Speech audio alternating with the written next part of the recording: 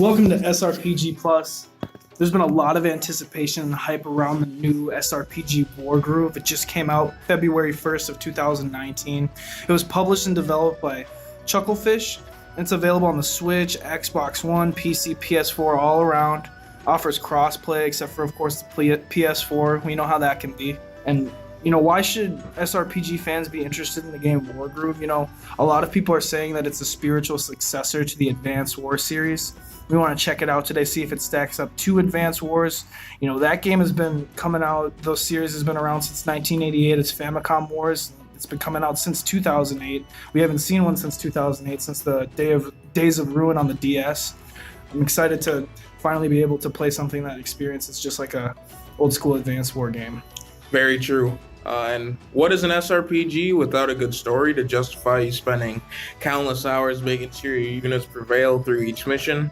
I felt that the story mode was good but repetitive due to all the modes like campaign, arcade, and puzzle. I guess that's not too big of an issue because you have tons of content on their site. They say 50 hours plus of content. And so basically with the premise of the story, there's like 4 kingdoms, and the protagonist, Mercia, is the commander of Cherrystone's kingdom. Basically their army and the remaining people of the kingdom.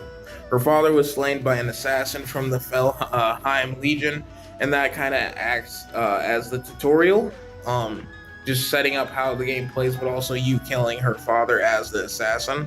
So that was kind of cool. So Mercia has her homeboy Emmerich and the greatest good boy of all, Caesar, her pet dog, but is also like one of the generals basically, and he's super funny. He's like a really good comic relief character.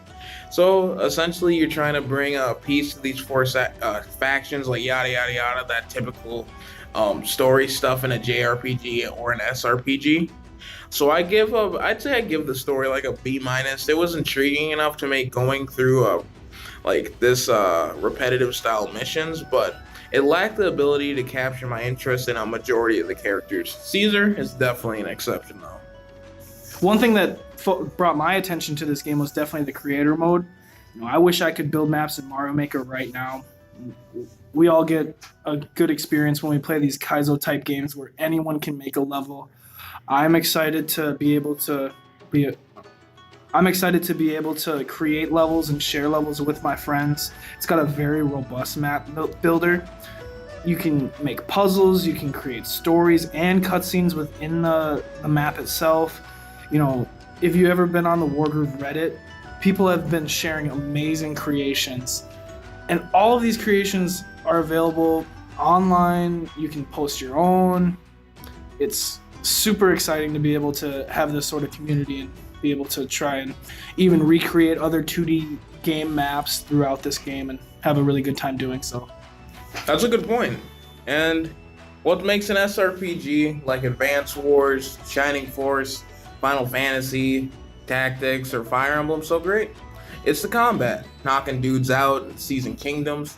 Wargroove, I'd say, with the previous topics, it measures up nicely. The combat is heavily influenced by games like Advance Wars or a Langrisser series. You have your units on the tile map and you recruit more with gold, so that's the Advance Wars kind of inspiration.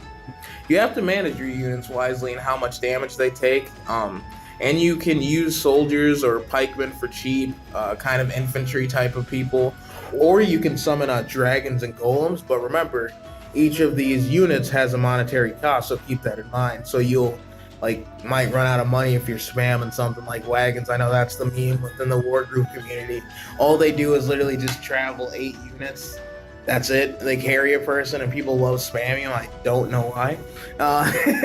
And myself, just being an SRPG vet, I felt right at home with the challenge. Some of the later chapters, it was right up my alley with the difficulty.